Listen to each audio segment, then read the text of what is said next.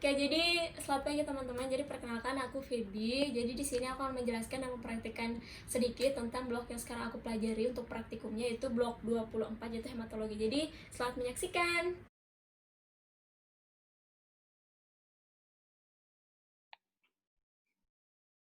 Jadi halo teman-teman. Jadi pertama-tama aku akan menjelaskan tentang morfologi dari sel darah. Nah, pertama-tama seperti yang kita tahu sendiri bahwa pembentukan sel darah itu sendiri di sumsum tulang. Nah, jadi dari pluripotent stem cell, dia akan menjadi myeloid stem cell dan juga lymphoid stem cell. Nah, dari myeloid stem cell ini sendiri, dia akan membentuk myeloblast, monoblast, pronomoblast, dan juga megakaryoblast. Nah, untuk ciri-ciri dari blast ini biasanya itu terdapat anak inti. Seperti yang kita lihat, ini ada anak inti, ada anak inti. Nah, dari myeloblast, dia akan menjadi promyelosit. Nah, untuk promyelosit ini sendiri, ciri-cirinya, di sini dia udah ada granul primer, dan juga ada anak inti. Tapi anak inti di sini bisa ada, bisa enggak. Kemudian, dari promyelosit, dia akan menjadi myelosit. Nah, untuk myelosit ini sendiri, dia sudah tidak ada anak inti, tetapi di sini dia granulnya itu bukan granul primer lagi, tapi dia granul neutrofil. Kemudian yang berikutnya itu dari myelosit dia akan menjadi metamyelosit. Kemudian dia akan menjadi batang.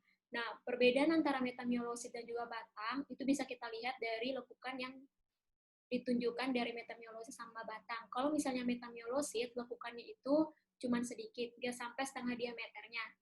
Tetapi kalau batang, itu lekukan yang terjadi itu bisa setengah diameternya. Kemudian kita lanjut lagi ke pronomoblast. Nah, pronomoblast ini kan akan membentuk yang terakhir itu eritrosit. Nah, sebelum pembentukan eritrosit ini sendiri, itu ada metarubrisit, setelah metarubrisit, dan juga rubrisit yang di sini. Tapi nanti akan saya jelaskan di slide berikutnya. Nah, untuk megakaryoblast, di sini ada megakaryosit. Dia akan menjadi megakaryosit. Nah, megakaryosit ini nantinya itu dia memiliki sitoplasma. Nah, sitoplasma ini ketika sitoplasmanya pecah, sitoplasma ini akan membentuk platelet atau yang biasa kita kenal sebagai trombosit. Nah, untuk slide ini yang akan saya jelaskan yaitu tentang seri dari leukositnya sendiri. Jadi yang pertama myeloblast, dia akan membentuk progranulosit, kemudian dia akan membentuk lagi basofil, eosinofil, dan neutrofil. Begitupun juga dengan limfoblast akan membentuk limfosit, monoblast akan membentuk monosit. Nah, untuk seri-seri dari leukosit ini sendiri yang bisa kita lihat bahwa basofil, eosinofil, dan neutrofil itu dia memiliki granul. Sedangkan untuk yang limfosit dan monosit itu tidak bergranul. Nah, yang pertama itu adalah yang blast. Nah, untuk yang blast ini sendiri yang saya mau tunjukkan di sini, seperti yang tadi saya sebutkan di slide pertama, bahwa dia memiliki ciri itu yang pertama anak inti. Dia nggak memiliki granul.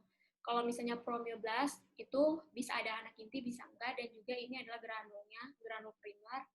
Dan ini untuk myelosit, seperti ini tampakannya.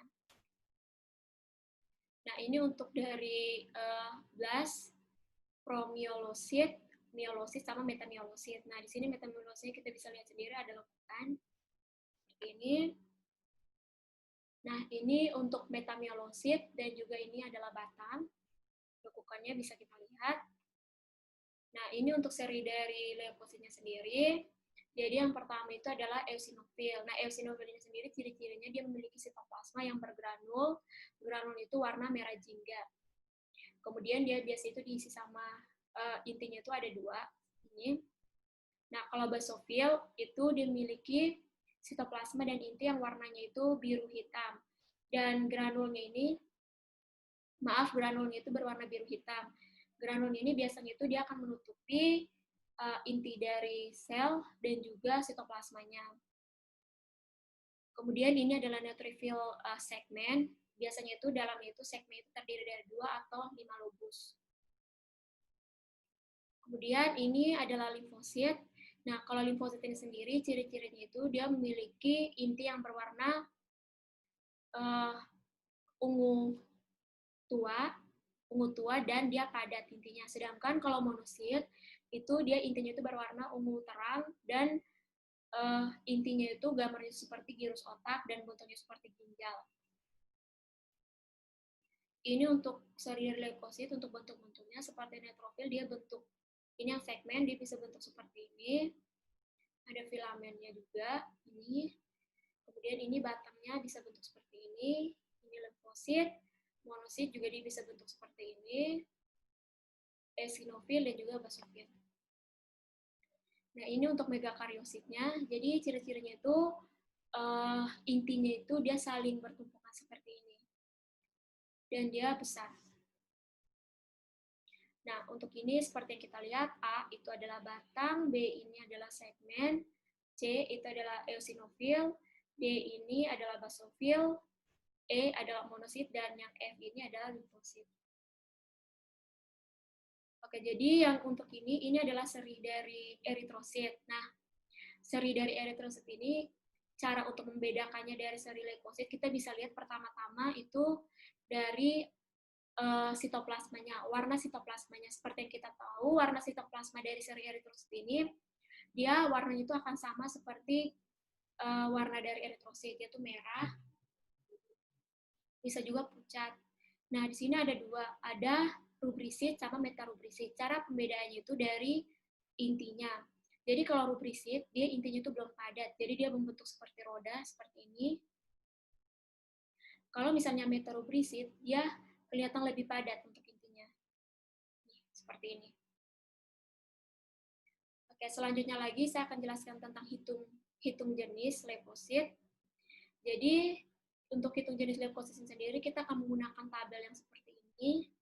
Jadi, untuk basofil, eosinofil, ini urutannya itu sudah paten. Jadi, kalau untuk hitung leukosit, kita pakai tabelnya seperti ini. Kolomnya itu ada 10, dan di bawahnya itu ada total. Jadi, untuk setiap kolomnya ini, dia harus terisi 10. Jumlahnya itu harus 10. Jadi di sini kolom 1 harus 10, kolom 2 10, kolom 3 dan seterusnya harus 10. Sehingga totalnya di sini itu harus 100, dari atas 100, dari bawah pun 100. Jadi kita langsung aja, ini untuk latihannya. Jadi misalnya yang kolom pertama kita isi, di sini kan ada 3 sel. Ada limfosit, ada segmen, sama ada batang. Kita isi di kolom pertama. Lalu kedua, kita isi sampai kolom pertama 10. Kalau misalnya jumlahnya sudah 10, kita bisa pindah ke kolom kedua dan seterusnya. Ini untuk gambar-gambarnya untuk latihan hitung jenis.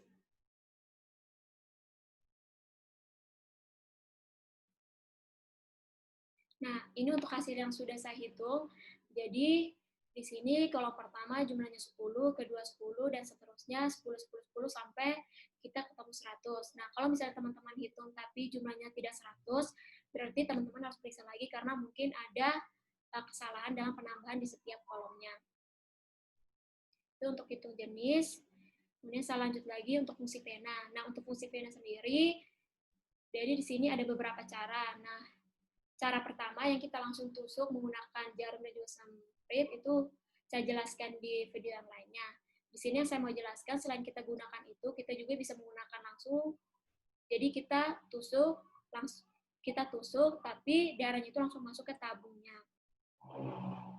Kemudian ini kita bisa menggunakan selangnya juga, seperti ini, jadi langsung masuk ke tabung. Nah, berikutnya itu adalah pemeriksaan hemoglobin cara salin. Jadi alat yang kita butuhkan di sini adalah hemometer, tali, ada pipet tali, ada tabung pengencer,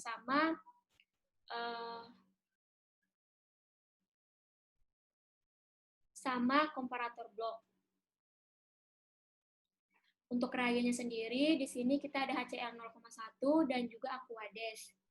Nah, untuk caranya yang pertama, kita ambil tabung pengencernya, kemudian kita tetesi 5 tetes reagen HCl 0,1 atau sampai dia mendekati angka 2.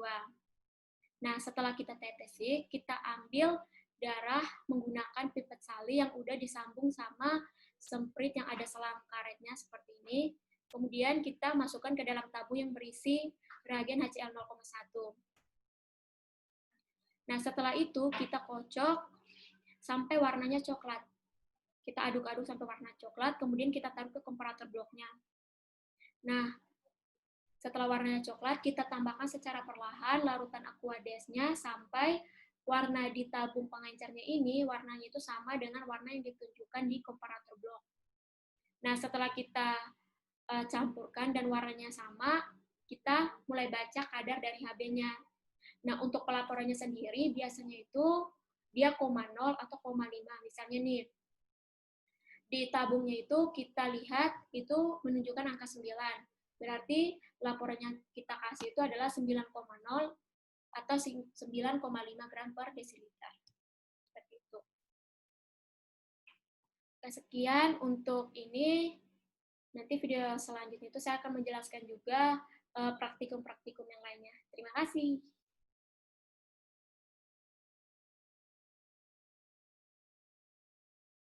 Oke, jadi yang pertama itu adalah fungsi pena. Nah, untuk fungsi pena, alat yang dibutuhkan, kita membutuhkan alkohol 70%, kapas, kemudian tabung EDTA, kemudian jarum.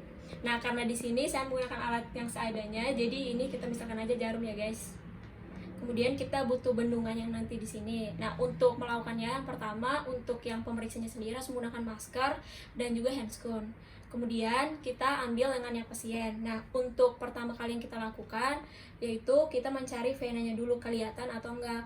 Kalau misalnya udah kelihatan, kita bendung lengan si pasiennya. Nah, setelah kita bendung, kita lihat tuh biasanya itu setelah dibendung itu vena yang akan kita ambilin darahnya itu bakalan kelihatan. Nah, selanjutnya itu kita bersihkan menggunakan kapas yang diberikan alkohol. Nah, bersihkannya dari dalam keluar. Oke, setelah dibersihkan, kita mulai deh ambil darahnya. Kita menggunakan jarum sama sempritnya. Nah, untuk cara pemegangnya sendiri, kalau misalnya yang kanan itu untuk narik jarumnya itu kita pakai yang tangan kanannya aja. Jadi kurang lebih caranya itu seperti ini. Kita memberikan tekanan agar jarumnya itu tetap stabil sehingga pada saat kita tusuk kita nggak kayak gugup-gugup gitu loh, guys. Nah, setelah kita ambil darahnya, kemudian untuk tutupnya ini kan jarum, ini penutupnya ditaruh terlebih dahulu. Setelah itu baru kita tutup. Nah, seperti ini, baru ditutup seperti ini. Kemudian kita lepaskan jarum dari sempritnya. Nah, terus kita taruh darahnya itu ke tabung EDTA. Nah, kita alirinnya itu dari dinding tabungnya. Nah, setelah kita alirin, kita homogenisasi. Nah, homogenisasi secara perlahan seperti ini. Setelah itu udah selesai.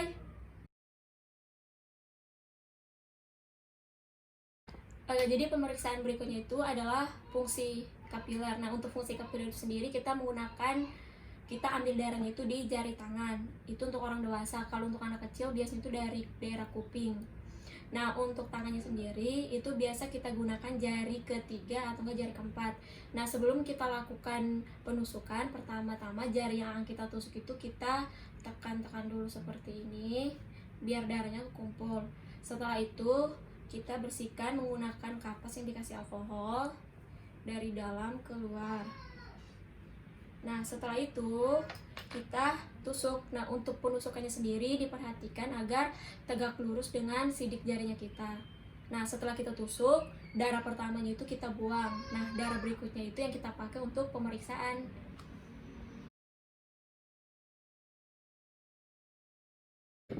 Baik, untuk pemeriksaan selanjutnya itu adalah sediaan apusan darah tepi. Nah, untuk sediaan apusan darah tepi ini, alat yang kita gunakan itu yang pertama itu adalah kaca objek. Kaca objeknya itu ada 2. Kemudian kita membutuhkan larutan reagen itu ada manitol, kemudian ada Wright, sama ada larutan penyangga. Sama nanti ada rak untuk mewarnai, tapi karena di sini saya menggunakan bahan-bahan yang ada, jadi kita misalkan ini semua adalah bahan yang dibutuhkan. Nah, pertama-tama langkah pertama yang kita lakukan, yang pertama kita ambil darah menggunakan pipet, kemudian kita letakkan di kaca objeknya, di ujung kaca objeknya. Nah, setelah itu kita menggunakan kaca objek yang satunya lagi, kita membentuk sudut 30 derajat seperti ini, kemudian kita geser ke arah depan.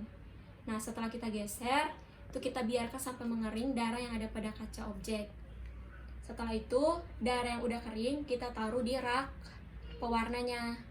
Nah, setelah kita taruhkan di rak pewarnanya, pertama-tama kita ambil larutan manitolnya dulu. Misalnya ini larutan manitol.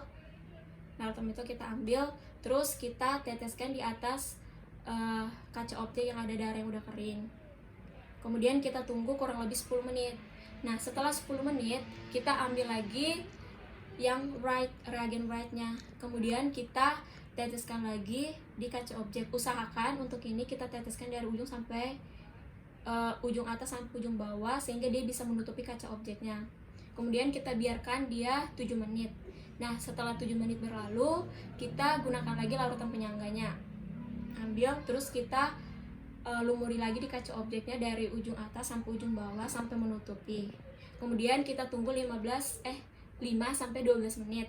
Nah, setelah itu baru kita bilas. Setelah 5 sampai 12 menit kita bilas kaca yang tadi menggunakan air yang mengalir. Nah, air yang mengalir itu tidak boleh terlalu keras atau enggak pelan. Jadi airnya mengalir ke seperti biasa, guys.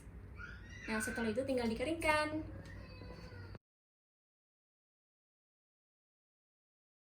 Ya. Oke, jadi untuk praktikum selanjutnya itu pemeriksaan massa perdarahan. Yang akan saya praktikkan di sini adalah cara IV.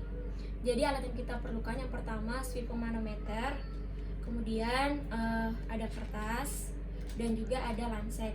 Jadi pertama-tama itu kita bendung dulu menggunakan sphygmomanometer, kemudian kita pompa sampai tekanan 40 mm Hg. Nah, setelah tekanan 40 mm Hg, kita lihat, kita bersihkan daerahnya itu di bawah, di lengan bawah menggunakan kapas yang udah dikasih alkohol. Kita bersihkan. Nah, setelah kita bersihkan, kita menggunakan lancet, kita tusuk 3 cm di bawah lipatan siku. Nah, setelah kita tusuk, pada saat darahnya keluar kita jalankan stopwatch. Kemudian setiap 30 detik kita ambil darahnya itu menggunakan kertasnya. Jadi setiap 30 detik kita lakukan hal seperti itu.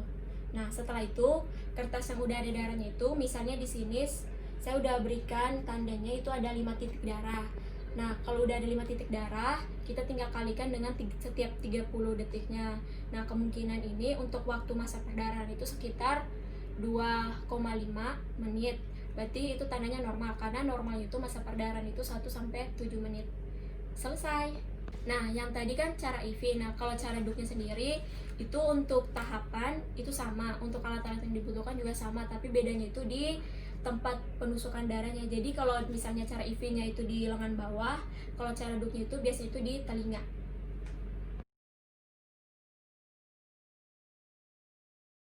Oke, jadi pemeriksaan berikutnya itu adalah pemeriksaan masa pembekuan. Untuk alat dan bahan yang kita butuhkan, yang pertama itu ada semprit dan jarum. Kemudian tabung serologinya itu ada 4. Nah, tahapan pertama yang harus kita lakukan adalah kita melakukan fungsi vena. Nah, untuk fungsi vena ini, saat darahnya udah keluar, itu kita jalankan stopwatch.